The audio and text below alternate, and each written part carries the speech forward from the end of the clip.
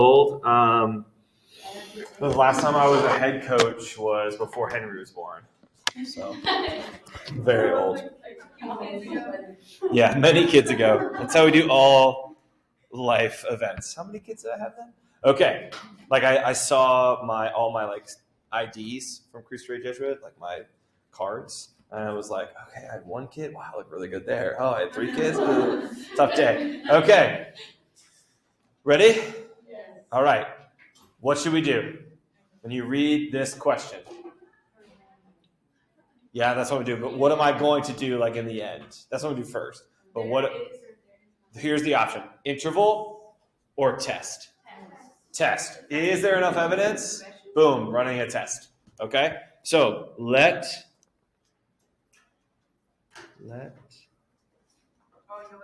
I'm just letting you think. Be careful. Be careful.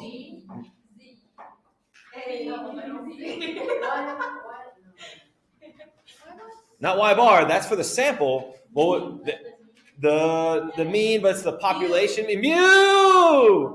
Thank you so much. Right. Think of your favorite Pokemon. Let mu.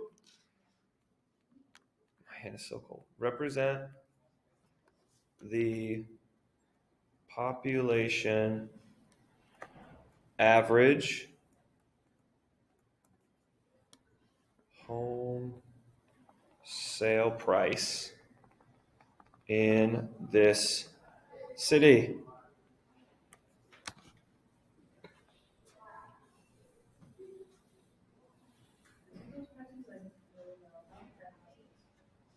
Yeah, I mean, we don't know what city this is, right? So there are some cities where this would be appropriate. Probably not Houston, right?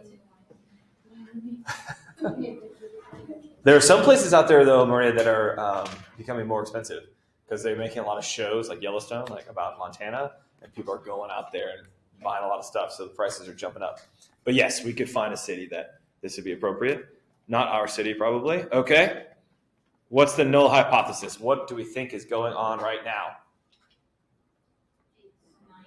Excellent. So mu equals 90,000. What are we trying to prove?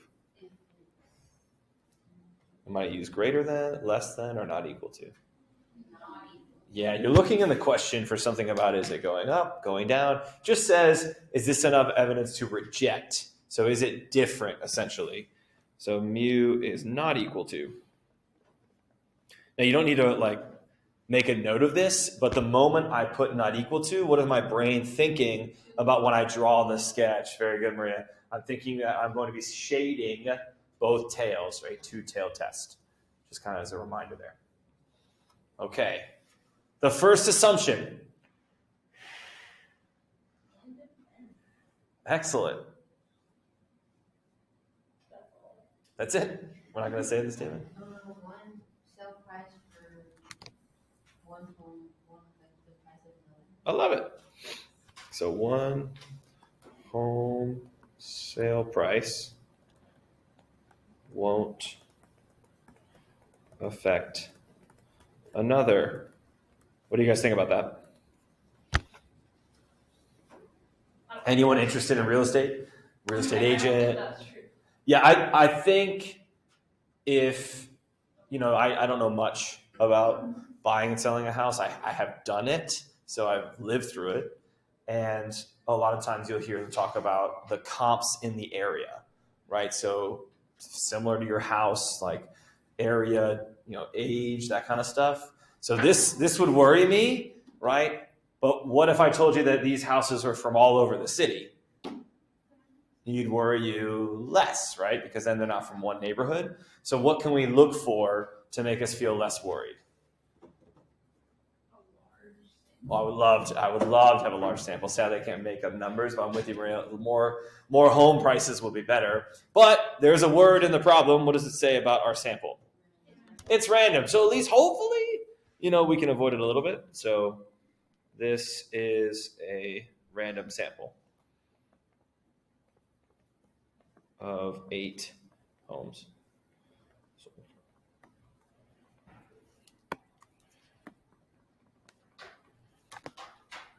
All right, let's do our 10% condition. So 10 times, or n times 10, which is 8 times 10, 80. Again, I don't know where this city is, but what do I hope is happening in this city? More than 80 homes that have sold. So more than 80 homes sold.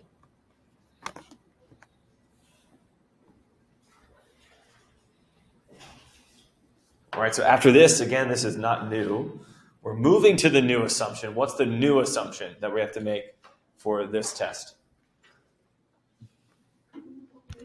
Nice. The normal population assumption. So I'm just going to say that if I had all of the sale prices for all the homes that have been sold in this city, and I made a histogram, it would be normal. You could say unimodal and symmetric, but normal is fine. So the population histogram of all homes sold would be normal.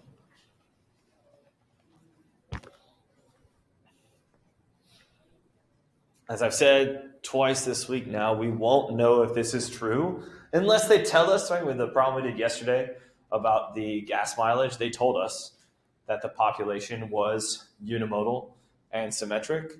All right, but this problem has 8 data values, so we can actually make a histogram to check the nearly normal condition. So let's make that histogram, and what are we hoping for? Unimodal and roughly symmetric. So let's see. So you go to your calculator, right? You've got them typed in. Mine are in list 1. Second, y equals, which is stat plot. I'm going to turn this one on and then go over to histogram. Mine's in list 1, so I'm good there. I'm going to hit graph and then zoom 9.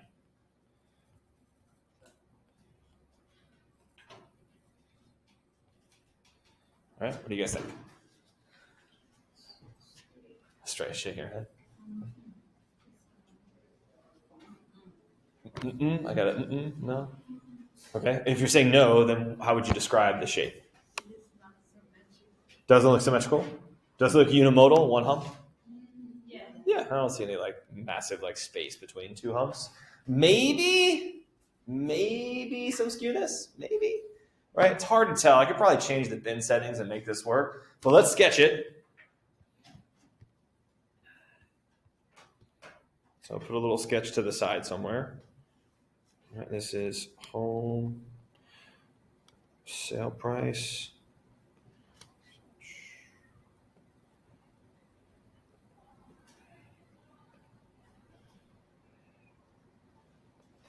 All right, so if we're going to go with what Estrella is saying, which I think we're agreeing with, right?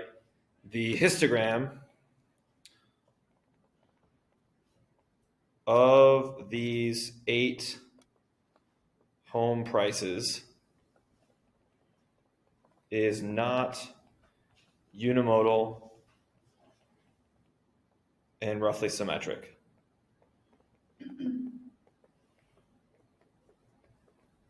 Okay, that's worrisome, right? Because if this sample is not unimodal and roughly symmetric, what am I thinking the population then is going to look like? Also not unimodal and roughly symmetric. The idea is that I don't know what the population looks like, but if the sample looks roughly symmetric and unimodal, then I feel good to say the population does. So we're kind of at a moment here. We need to decide what to do. All right, so here's what I'm going to recommend on the AP exam if this happens. All right, I'm going to make a note of it, like I'm doing, and I'm going to say, I will continue to run my test, but I would prefer a larger sample. when I think about 8 homes, that doesn't seem very large. But what if I told you it was 800 homes? That would feel a lot better, right? I would care less if our sample size was larger. All right, so this is one of those moments where don't be that student that gets to this point, says, it's not unimodal, roughly symmetric, and then just stops. All right, so make a note, explain that you're maybe a little cautious here, but you're going to keep going because you want to get credit. All right, so I'm going to write my statement. The conditions have been satisfied, mostly. So I will use the T model with, how many degrees of freedom do I have? 7. Very good. With 7 degrees of freedom to run a 1 sample t-test.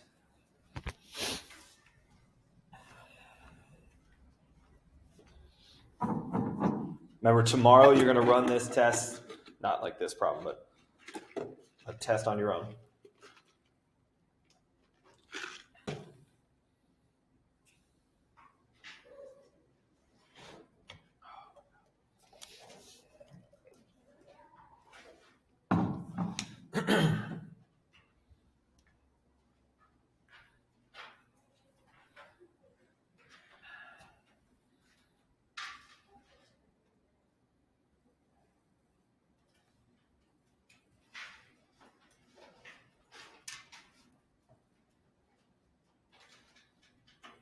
All right, let's write down what we know. Our sample size is 8. Our degrees of freedom is 7. Do I know my average from the sample? Do I know my sample mean? I don't. So I put a little space here because the calculator is going to tell us what it is. Same thing with S. I don't know the sample standard deviation. I'm going to write down the formula. I'm going to give you the formula tomorrow. All right, the formula tomorrow is going to say T. I'm going to put 7, but it won't say 7. I'll say DF for degrees of freedom equals Y bar minus mu over the standard error of Y bar,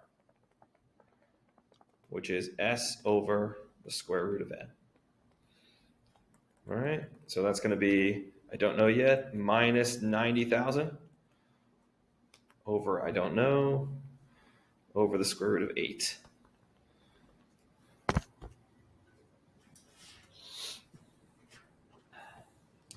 All right, so I'm going to go back to the calculator so it can calculate not only my statistics from the sample, but also it's going to give me my t-test statistic, which is that t value, all right, as well as the thing that I care the most about, the p-value. So I can use that as a way to make a conclusion. So turn it back on, stat, over to tests. All right, which one are you going to click tomorrow? Number 2, t-test. Do we have the data or did they give us statistics? They gave us the data. We got 8 individual pieces of data, so hit data. We're saying that 90,000 is what we think it is right now. Our data is in list 1, at least that's where I put my data, list 1. And then what did we say for the alternative? Not equal to. So it's actually ready to go now. Hit calculate. All right, I'm going to fill in my sample statistics first.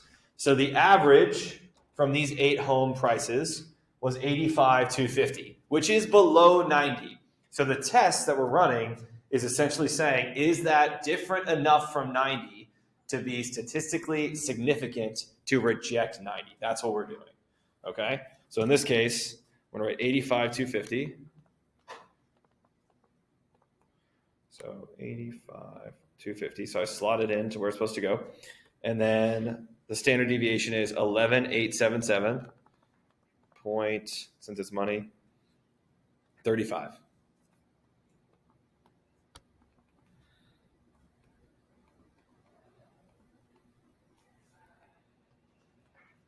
Okay, so let's see what our t test statistic is it's negative 1.13.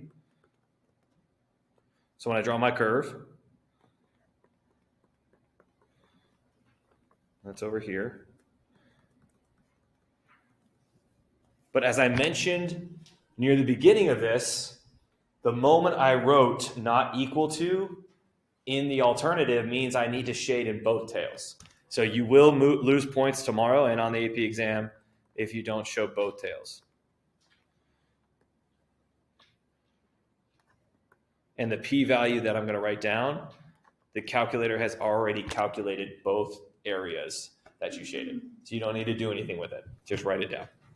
So the p-value is 0.295. Now again, I don't really worry about alpha. You know, I always use 0.05, but if you use any alpha we've discussed in this class, 0.01, 0.05, 0.1, what do you notice about our p-value compared to any of those alpha levels?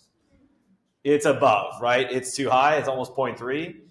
All right, so that tells me that there's not enough evidence to reject 90,000. So at this point, I'm going to fail to reject the null. I still think the Chamber of Commerce claim is correct. That's 90,000. All right, so let's write down that conclusion with my p-value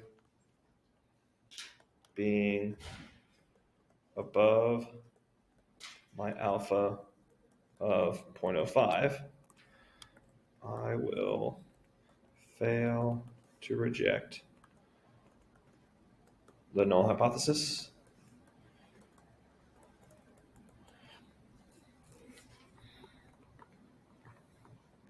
At this point, or at this time, the average home sale price in this city is 90,000.